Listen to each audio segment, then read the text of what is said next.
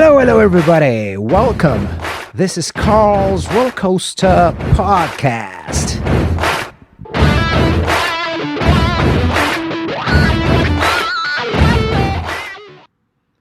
Today I have the pleasure to bring it to you all Mikkel Borg Bjergsø, who is the founder, CEO and owner of one of the world's most acclaimed microbreweries, Mikkeller. Mikkel is the world's most prolific craft brewer and has become a celebrity in his own right, a leading figure in a sector that has gone from a niche trend to something mainstream.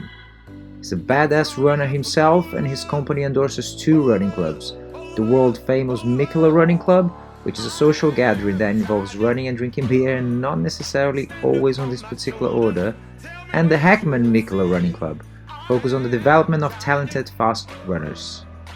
Mikkeller has expanded from his base in Copenhagen to create a brewing and hospitality empire in 50 very diverse locations worldwide, from San Diego to Taipei, Tokyo, Bucharest, Warsaw, and even Torshavn, capital of the Faroe Islands. Hope you will enjoy this singular conversation with this great person and great mind. Hello Mikkel, welcome to the roller coaster, my friend. How are you? Thanks, man. I'm good. I'm a little bit tired, but we had a staff party in Copenhagen last night, so a little bit tired, but otherwise good. Amazing sun is stuff. shining here, so yeah. How's the running these days? I saw that the other day you were dealing with your foot. You had some problems with it, and how's that going for you nowadays? It's not really good. I mean, my foot is pretty bad, so actually I'm biking more these days, running when I can, and just trying to get rid of my injury. And I want to be back running as soon as possible. So, but it's a little bit bad at the moment. So, more biking, less running. Yeah, which basically brings me to ask you. Running has been a big part of your life, and since you were a little kid and a teenager. How did you get into running? What are your first memories from I don't know, in school, or when did you actually started running, and then eventually you started taking running more seriously? I mean, when I was a kid, I did like every other boy in Denmark, and the rest of the world, I played soccer, football, and I was pretty bad at it actually. So it didn't catch me like it catches a lot of boys playing football.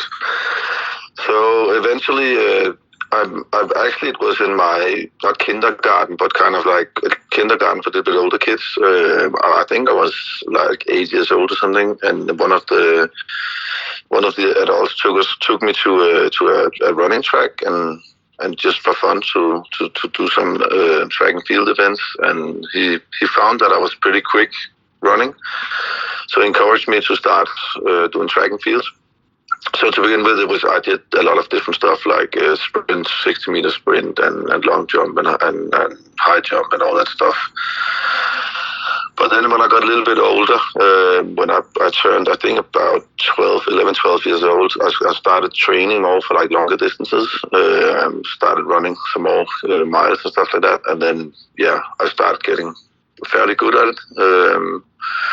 Ran a quick half marathon actually when I was 13. I ran 1:17 half marathon, and that was pretty much when then I found out that I was pretty good at running. So and from then I just kept running. Was that still in by that time were you still living in Niva, or were you already in Copenhagen? No, I was living in Niva. I actually ran for the local club up there. I actually lived there my whole youth and teenage years until I moved to the US on a track scholarship. So, but I was running. When I was 15, I was headhunted by the biggest track club in Denmark. So I started training in Copenhagen and running for them instead. So, but lived in Niva. And how was your upbringing in Niva? I mean, back then, were you, well, obviously as a teenager, I imagine, were you living with your parents and your family? Only with my mom, actually. My parents got divorced when I was 8 years old, I think. So I lived with my mom and my twin brother.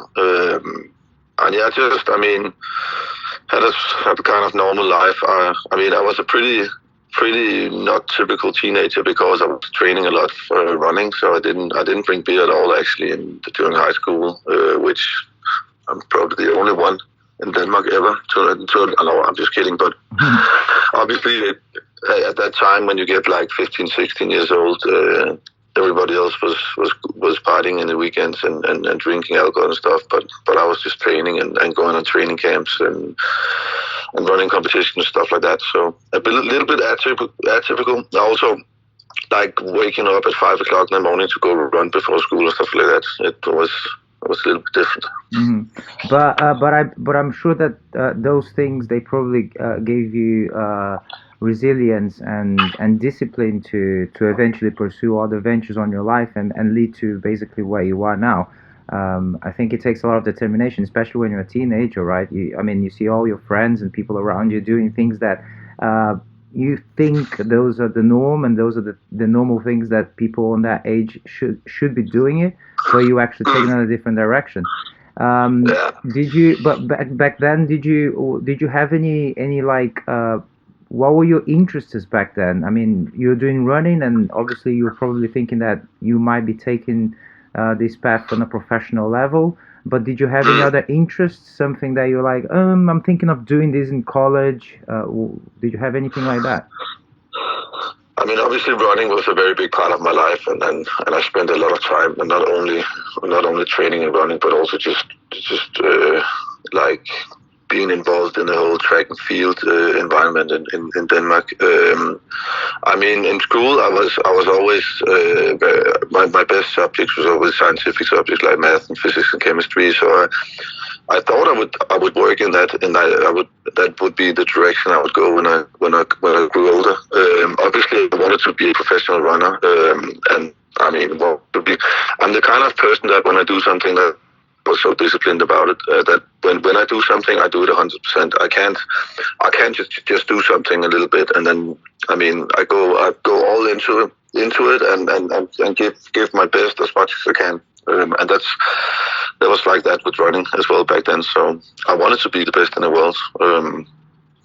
But obviously, at some point, I realized that was not going to happen because, back then the Africans weren't that good, but they started getting famous. Some of the African runners, and they were just a lot better than us.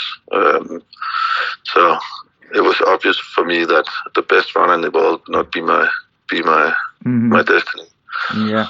Do you still are you still in touch with people back then? With I don't know, your coach that you had back then, and maybe colleagues and other runners that back in the time were training as hard as you were?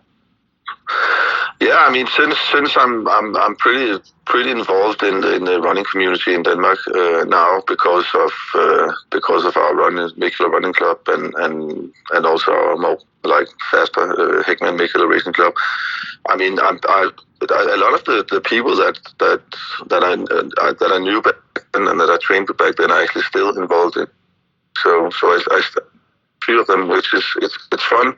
I was away from running quite a few years from when I stopped running at about in the late 90s and then until 5 years ago. So coming back to the running world and seeing all the old people is fun. It brings good memories. How did you find going basically getting super busy with Mikkeller and Mikkeller obviously evolving into this massive company in so many different fronts in the world, and then on that period when you super focused on getting the ball rolling as per se, how did you find getting back into running after years of, were you basically not doing any kind of exercise during that period, or were you not running and maybe just do you do any cross training?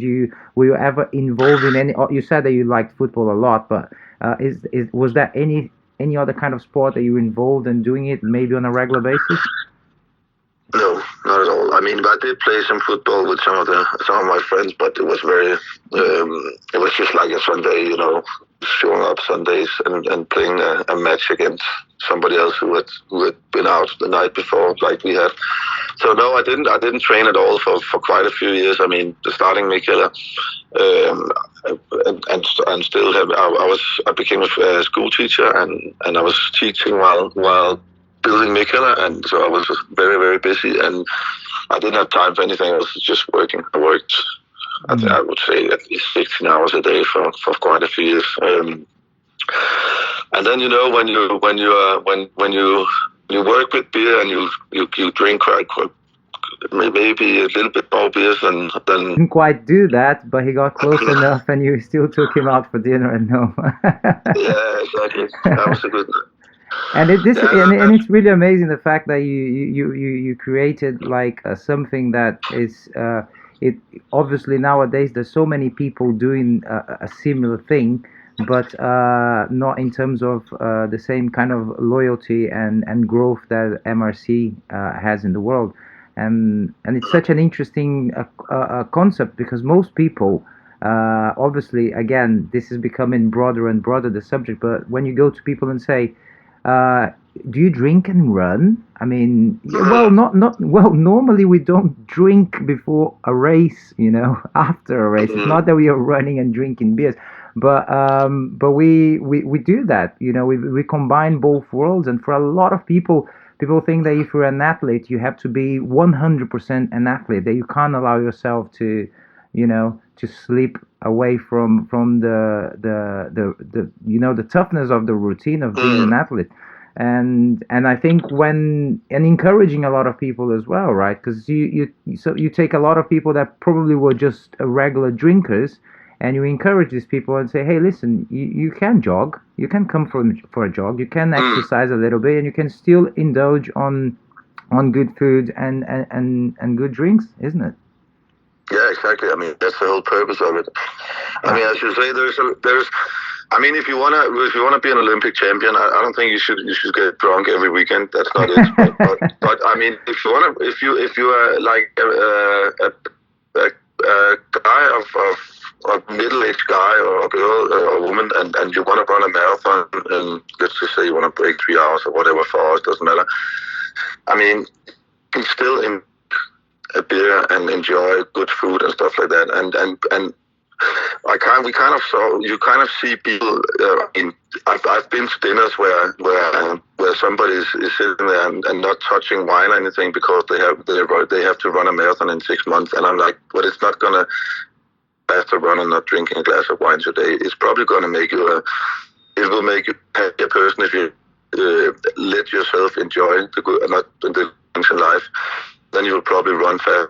And as you say, then the people from my industry or from my area, which is the beer drinkers, and I mean, a lot of beer geeks are men with maybe a little bit too much fat on their bodies, and I just like I was a little bit, and I thought, I mean, I wanna enjoy food. I want to enjoy beer. I want to enjoy wines and stuff like that. And if I want to do that and not get overweight and not get too lazy, I need to exercise. So combining those two things for me is a perfect combination. And I guess a lot feel the same since we have so many members now in the running club. So it's great. It's great that we can inspire both sides, both from the running community, but also from the beer drinking community. So it's great. Absolutely. It's a great combination.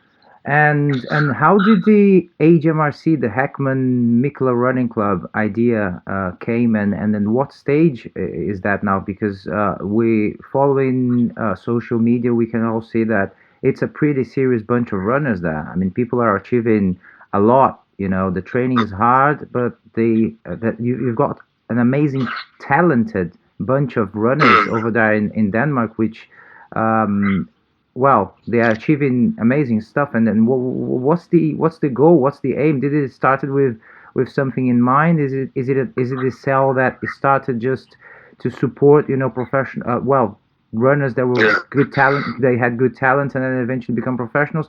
And what's the goal? What's the aim? Are you aiming the Olympics, for instance? I mean, yes, of course, but the overall aim is actually just to help young, talented runners being able to concentrate on their running more than they had before. I mean, in the Western world, in our world, running and I mean, running is not a sport that you can make a lot of money on. I mean, unless you become one of the very, very best in the world, which is not very, very easy, especially also due to all the good Africans.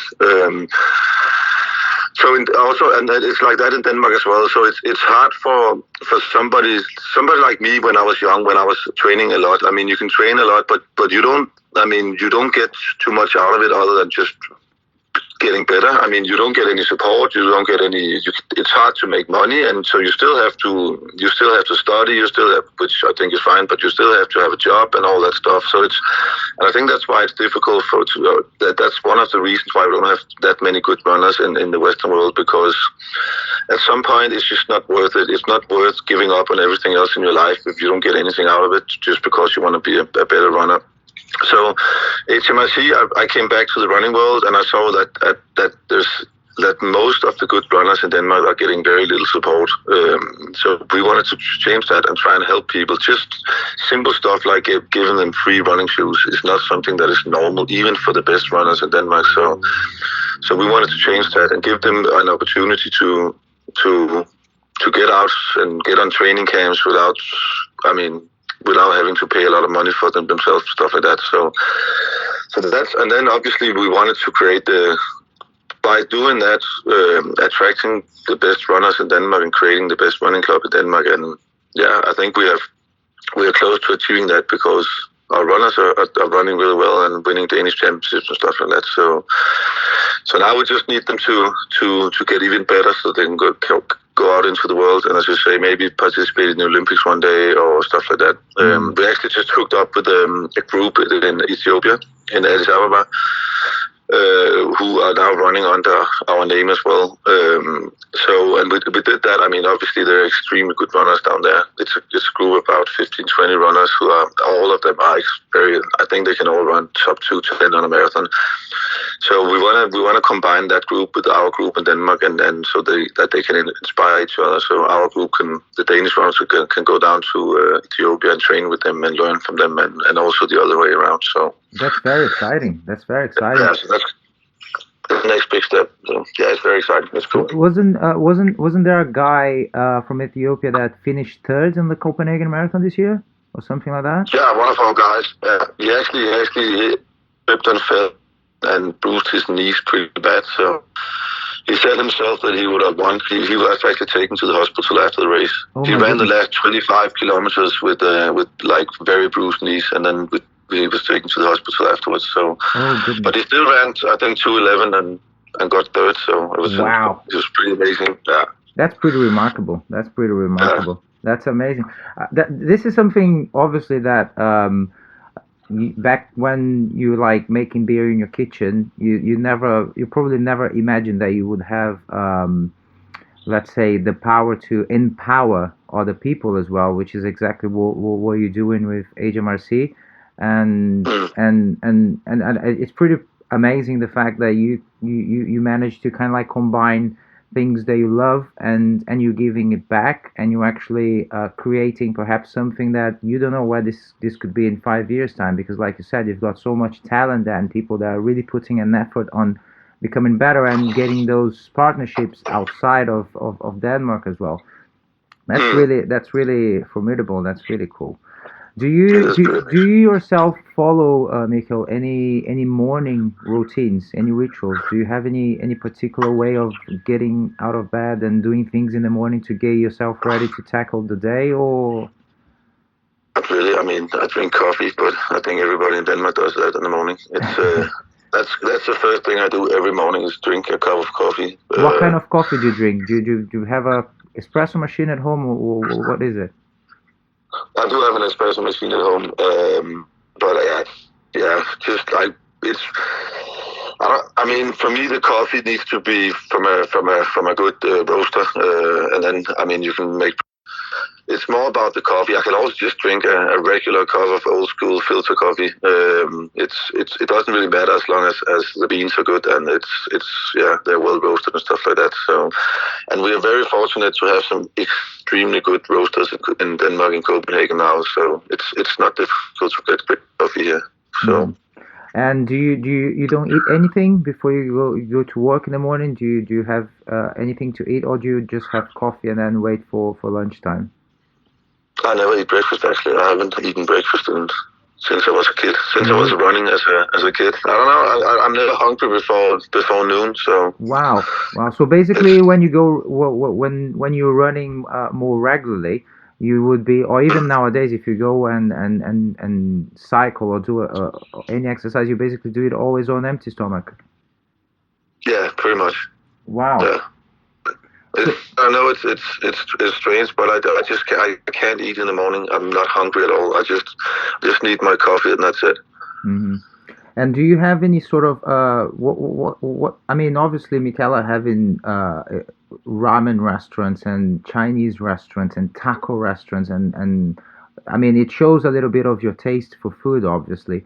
But what's your? Do you have any particular food that you like?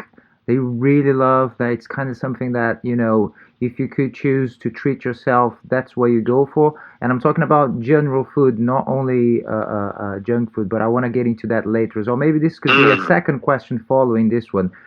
If you want to be like, like treat yourself to something maybe junky, what would you go for? So two different questions, sorry. The first one would be, what's, if there's any particular food that you really, really love, that it's something that you eat more regular than normal people, maybe. And second question would be, is there any kind of like decadent type of food that you really like, say burgers and milkshakes or anything like that? I mean, I love Asian food. I love Asia in general. That's also why we do a lot of activities in Asia with bars and stuff like that.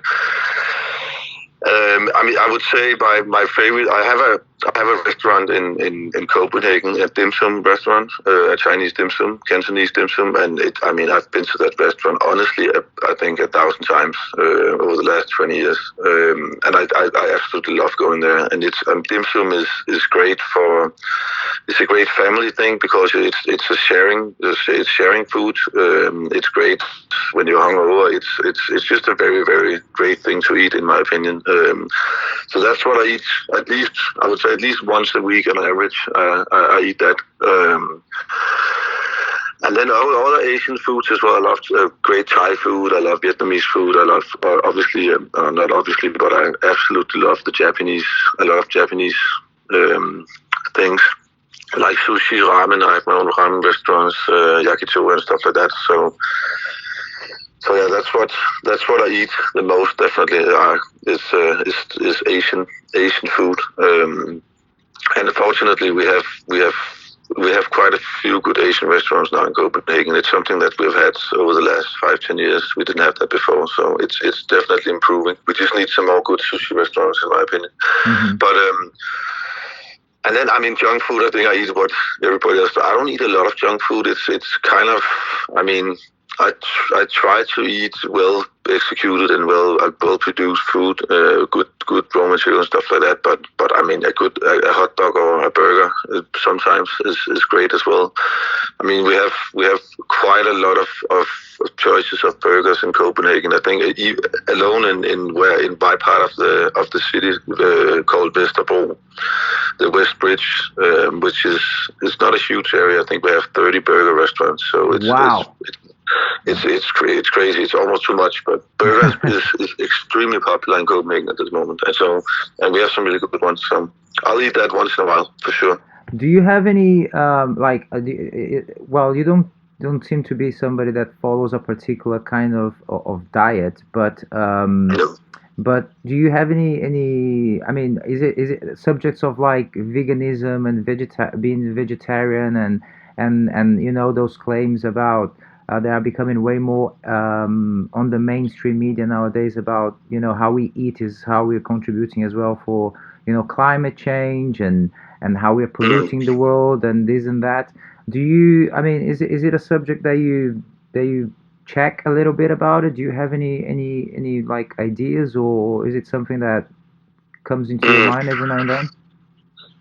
Of course, I think it's hard not to. Also with the climate changes and stuff like that. I mean, you would be an idiot not to think about it. I don't have any restrictions when it comes to my eating and my food. Obviously, I do think about it.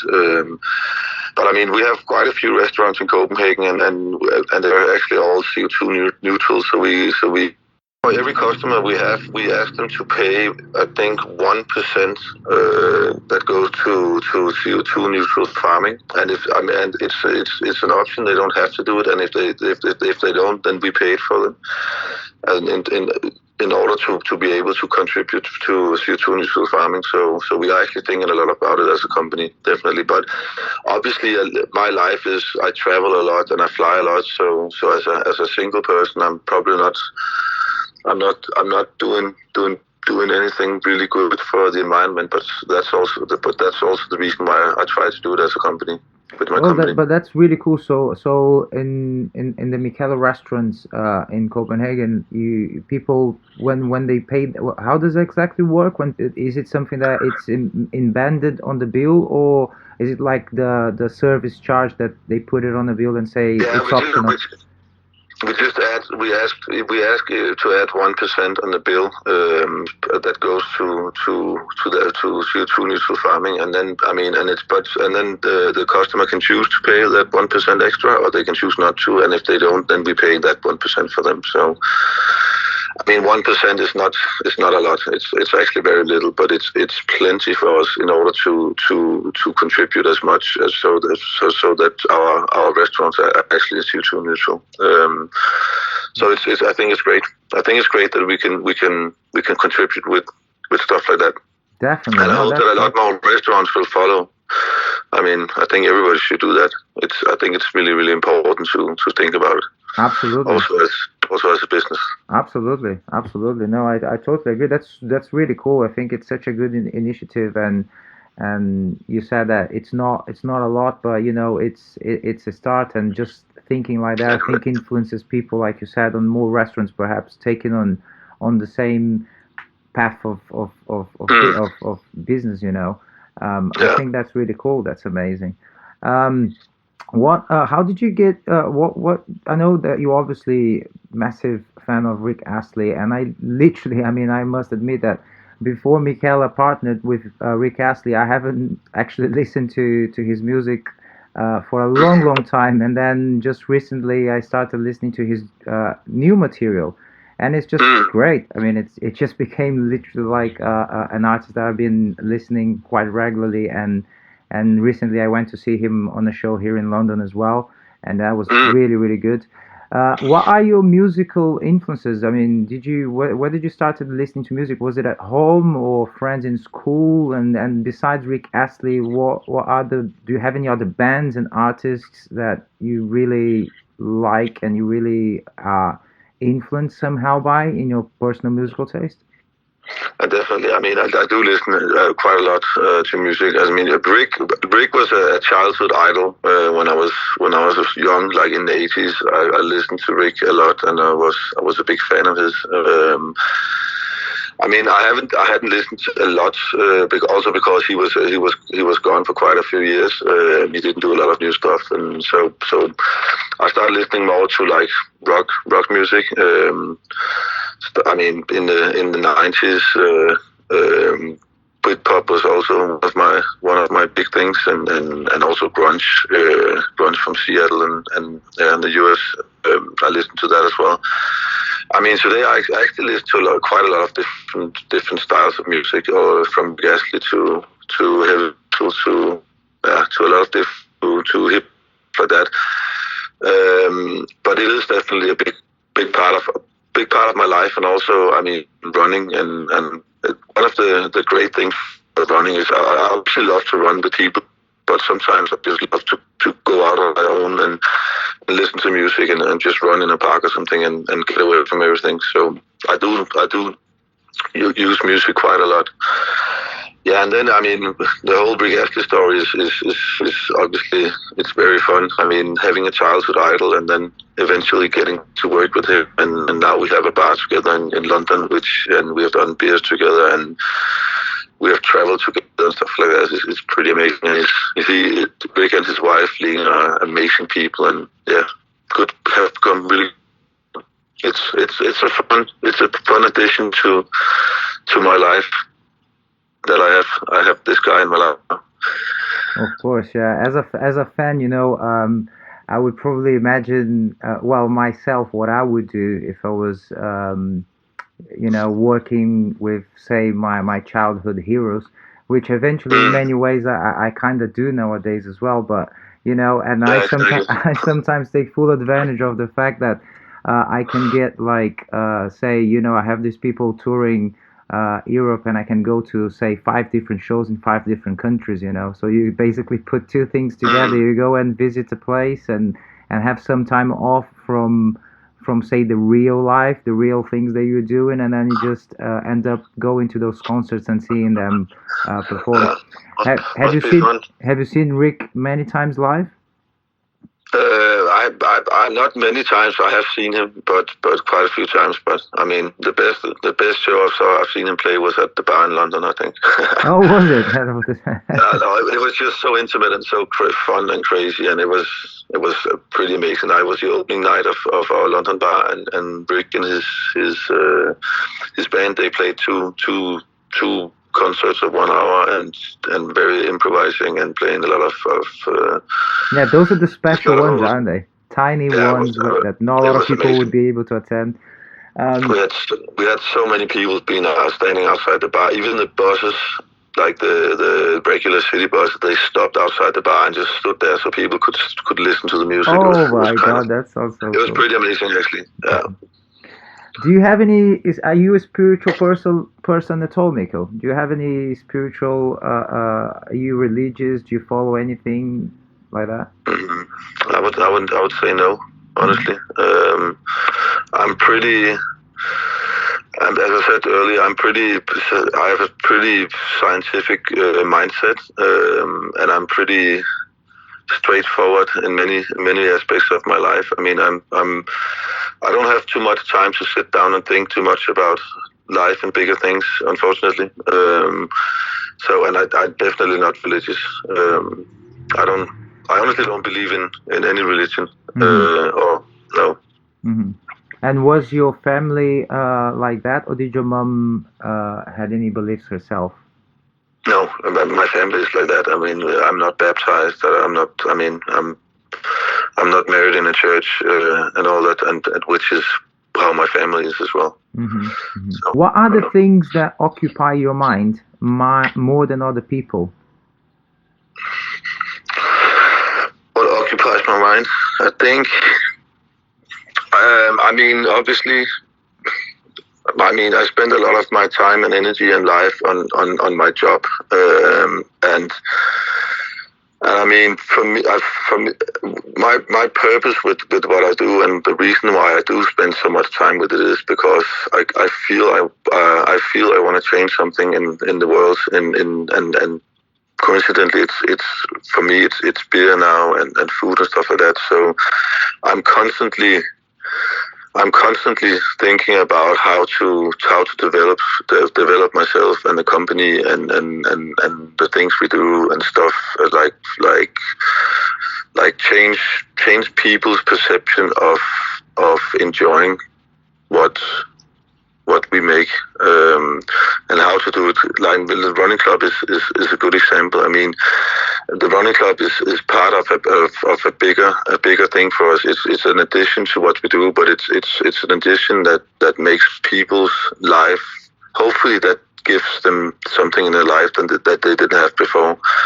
So that's, I'm Mikkeller pretty much 24 hours a day and 365 days a year. So I will, yeah, obviously that's what I spent my energy on. And where after those so many years now, and obviously achieving so much, probably way more than you could ever imagine back then when you started, Mikkeller. Definitely. Where does the I mean, where does the drive and the passion still carries on, and what keeps motivating you to keep coming with different ideas and then opening new bars? I know that you just said that you want to change people's perception, people's idea, and give people a different life experiences, which is amazing. But I mean, a lot of people, they get to a point in life sometimes that, they look around and say, okay, this is pretty comfy now where I am seated. I'm following, I'm doing a bunch of things that seem to be right because it's succeeding. And then a lot of people tend to kind of like, the more money is involved, the more, say, power that people have, they tend to kind of lose a little bit of the passion and become a bit more, bureaucratic as per se, but that doesn't seem to be the case with Mikkeller by any means. So, what keeps motivating you to keep waking up, keep being, this person that you just described, 365 days a year, full on at work? Mm. I think. I mean, for me, we are just at the beginning with what we're doing, and I think there's so much more we can do in our industry and in our world. And as I said, seeing people, I mean, starting a running club and seeing people's life change because they start to exercise and they lose weight and they get healthy and they find new friends, and even some of them hook up and have, I mean, we have MRC kids and marriages and stuff like that, and seeing just when traveling the world and going to my locations and seeing people being very happy about what we do, and it's become a big part of their life. I mean, there are quite a lot of people that actually spend their full free time not working. They spend it on traveling to our locations and going to our festivals and stuff like that. Obviously, that's extremely motivating for me, and I mean, the world is big, and there are so many things that we can still do, and we can still add to what we're doing today, and so many more people that we can catch and show them our passion and share that passion with them. I mean, I would love to have the whole world someday sit down and experience beer and drink, have a good time with beer and food and running and stuff like that. So I think it's extremely motivating to see that we're actually succeeding with that, and that we make people happy.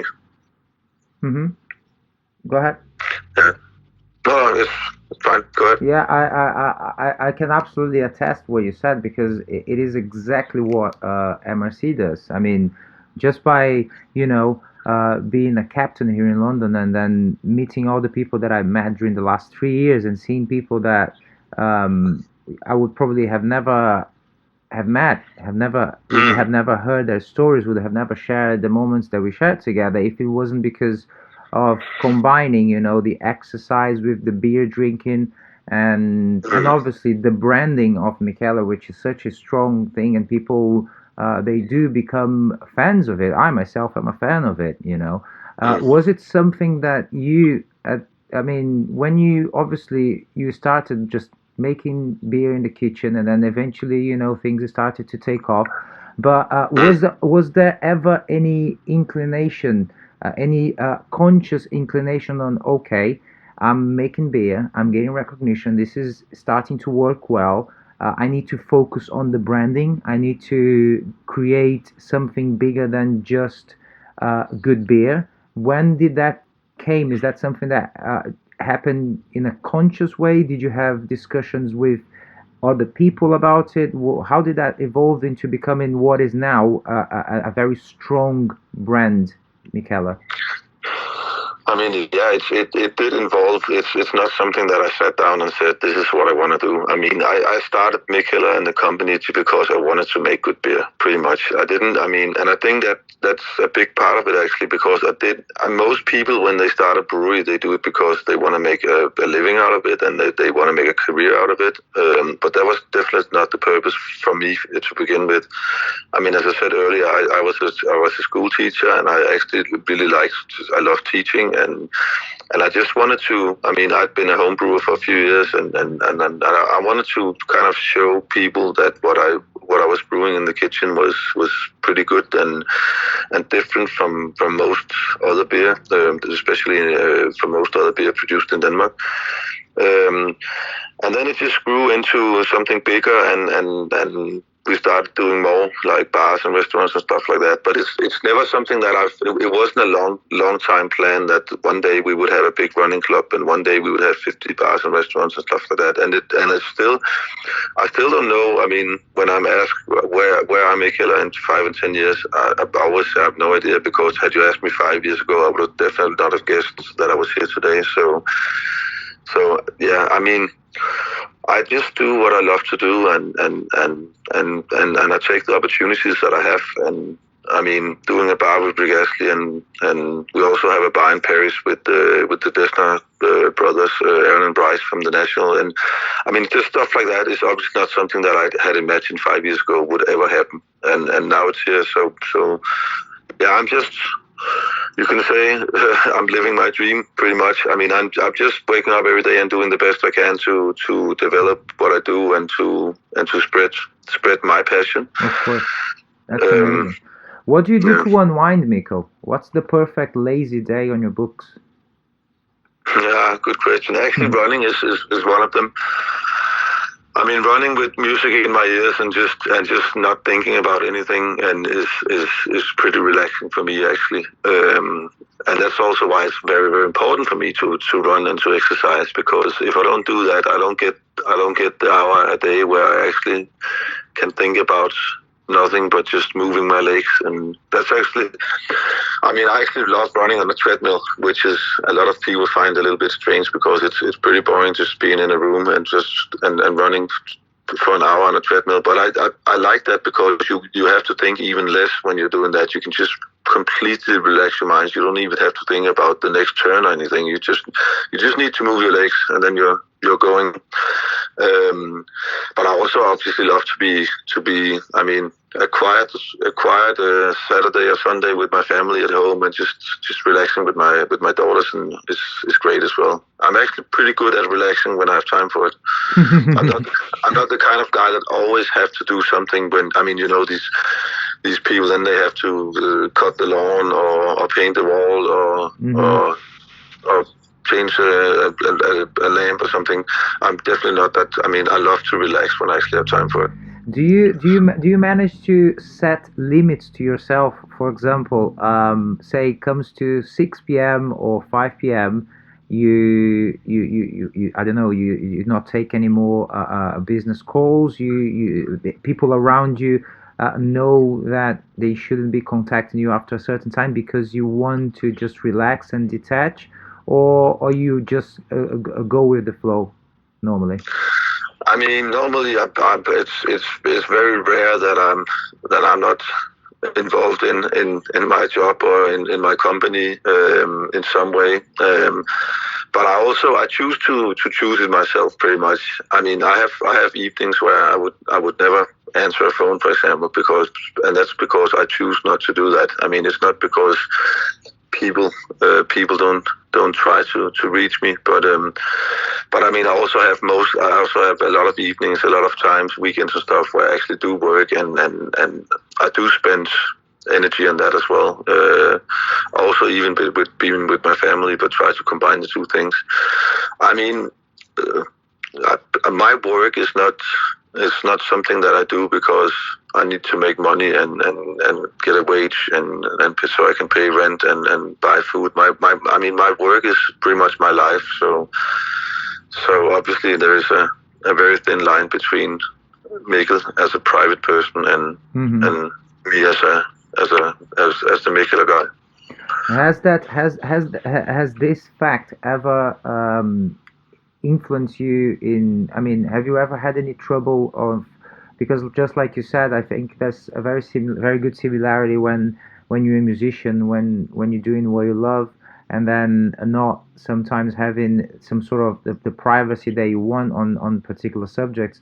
Do you ever faced, is it something that ever, because you seem to be a very normal guy, when people come and meet you, and you're always available to people in general. You don't come across as somebody that wouldn't be there for the people that are either fans of of your work and of the company that you run, or even just for people that are just friends. You seem to be available to these people, which is a great thing. I think it's a great talent. It shows that you kind of you manage well those things. But did that ever worked in the opposite way towards you? I mean, obviously, it's giving. I give as you say, quite a lot of myself to the company and to what we do, and obviously it makes me. I mean, it's hard for me to escape from what I do and to escape from being the Mikkeller guy. But it's also hard for me if I meet people or people email me and want to get in contact about something, and they want to be involved in something that we do, or they want to ask me a question about my recipe, everything. I mean, it's hard for me not to reply and not to get back and be a good guy, because I mean, I've gotten a long way. I've gotten to where I am today because I have worked with a lot of people. I've gotten help from a lot of people, and the whole working together and cooperating and just being a nice person. I think it's a big part of what we do. I mean, even Rick Astley, he replied to me when I contacted him, and now we're good friends. I mean, I think it's important for our doing that I actually am like that, and that I show that I'm open to people. And I mean, but obviously that it takes a lot of my time and energy, but I also like it.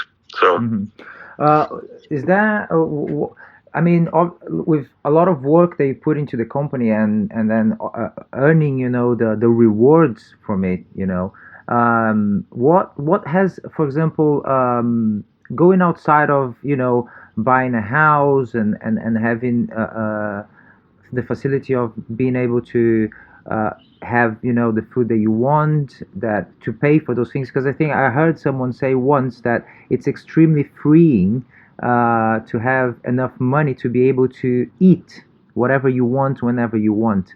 And I think there's some good truth into that, right? I mean, just having money to think like, okay, I want to eat whatever, and being able to afford that, I think it's a luxury that obviously a lot of people in the world doesn't have. But then outside of those basic things, is there anything that like you dreamt as a kid to acquire, and you thought that perhaps one day you could get it? Is there anything that you still want to own, like a physical thing, like a collection, a car, a boat, a house somewhere?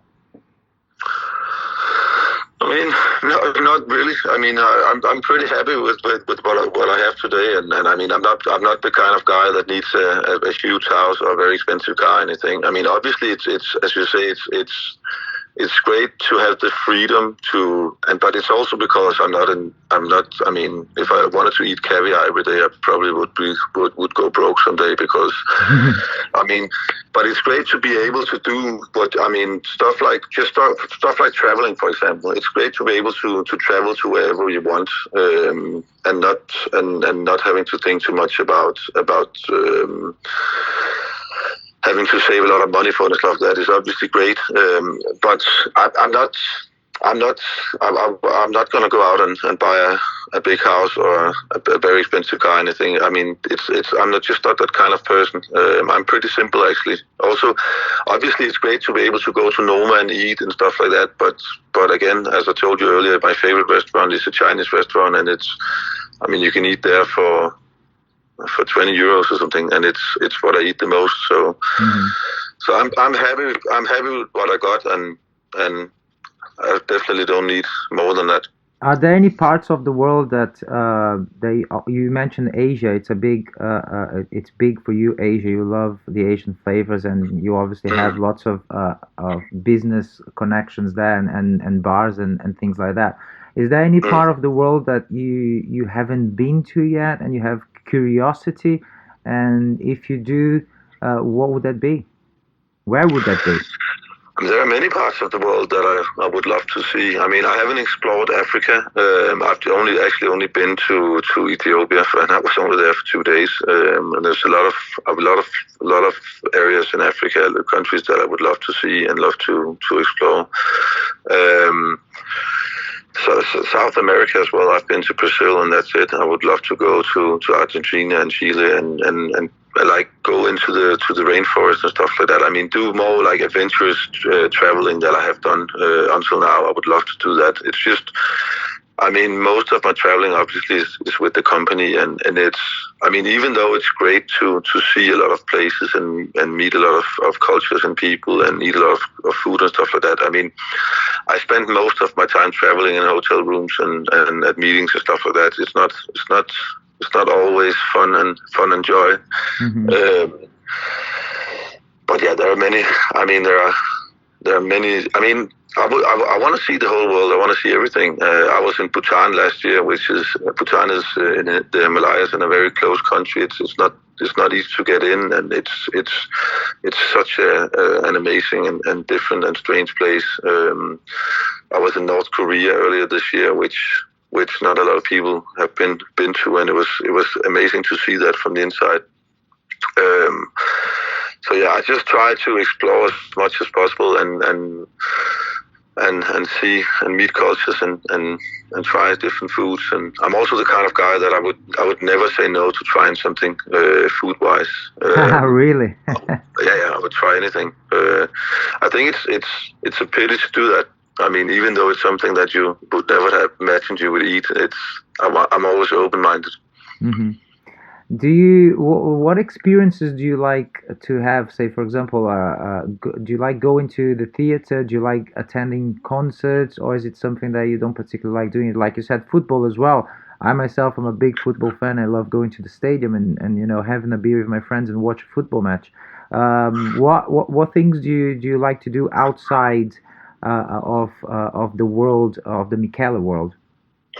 I'm definitely mostly music, concerts, festivals, and stuff like that. I mean, I go to festivals every year, and I love that. We even had our own festival that last year and the year before. I don't go a lot to the cinema or theater or stuff like that. I mean, I very quickly get bored when I see a movie or something. I don't know. I start thinking about work instead. But music is definitely the biggest part of my cultural life and what I enjoy to do and also listen to at home. And you should go to Rock in Rio, Mikkel. Rock in Rio in Brazil. That's a good festival. That would be fun. That's a good festival. You just need a bit of time to go there because there's so many different days and so many different acts. It's hard to just go and spend a couple of days, Oh yeah, maybe I should do that one day. That would be great. Do you find it difficult yourself to, for example, or do you ever find the need to kind of like? You said that you travel a lot because of work and you have lots of meetings and things like that. But like, how often do you find time to go on a holiday, for example? Is it something that you? Because I know the feeling of like working with what you love, so you don't necessarily feel that you're actually working, which is amazing. It's phenomenal. But then like taking some time off, which I believe it's important for anybody in any professional area of life. How often do you manage to take a break and maybe go on a holiday with your family, for example? I mean, actually, we do it quite often. We also have a summer house just north of Copenhagen that we go to regularly, like quite often, actually, in the weekends and stuff like that, just to get away from the city and get away from work. And even though I bring my computer and I still work, it's just being somewhere else and being with the family. So, which in my opinion is like a holiday as well. A holiday doesn't necessarily have to involve traveling, but we also do travel quite a lot. I mean, we do go on longer holidays, and I try to do that as much as possible with my family, definitely. But also because that's the time. That's when I have time to be together with them. I mean, when I'm home, it's, as I said earlier, it's always, I'm always somehow involved in my job and in my company, and so being in Thailand on a beach, I mean, it's easier to shut off the phone and then not having people contact you. So we do that quite often, actually. What are you right? What are you reading at the moment? Do you like to read? Are there any subjects outside of the ones that we already talked, and they are quite obvious due to your line of work, which would be beer and running and things like that? Is there any other subjects that you like exploring outside of those? I mean, unfortunately, I don't have a lot of time to read. I mean, also because, I mean, a lot of the reading stuff I do is actually from my work. I mean, every time I fly, I bring work stuff like, I mean, and it could be a report on craft beer rising in Asia, something like that. I mean, it's the same with TV and watching TV and movies and stuff like that. I pretty much always watch documentaries. I think I've gotten into a habit where I want to feel that I learn something when I spend time on it, because I don't have so much time. So when I actually watch something on TV, I want to learn something. So it's pretty much always a documentary. And the stuff I read as well. It's very rare that I read a novel or something, or I don't feel I have time for it. Do you watch football regularly? Do you? Is it something that you? But I'm actually not that big of a football fan. I like to play it when I was young, but I'm not. I don't go a lot to like matches and stuff like that. I mean, it's difficult not to be a little bit involved in football when you live in a country like Denmark. I could imagine even more difficult in England. I mean, it's such a big part of our life and culture, obviously. But I mean, again, it's my preferred sports when I watch sports in TV. Actually, the individual sports where it's pretty obvious who's the best, like running or swimming or biking or something. The guy who gets to the finishing line first is the guy who's the best. I mean, there are a lot of random stuff going on in a football match, and sometimes even the best team doesn't win. So I mean, I need to. I'm pretty competitive, so I like to be able to just say, okay, this guy came to the finish line first, so he is the best. So those are definitely my preferred sports. Great stuff, Mikkel. That was very insightful. It's really interesting, like how conversations like that, even though I've known you for a few years now, we kind of never have actually the time to sit down and talk. So I really appreciate you taking the time to, for being part of the roller coaster. It's been a pleasure talking to you. I wish you all the best, and I hope to see you soon. Thanks a lot, Carl. It was great talking to you. I hope you guys enjoyed this conversation, this podcast, as much as I did doing it. So if that's the case, please do follow on Instagram at rollercoastercarl, myself at Carl Casagrande, on Twitter, same thing, Facebook, same thing. Do subscribe on iTunes, subscribe on Spotify. That's very, very much appreciated.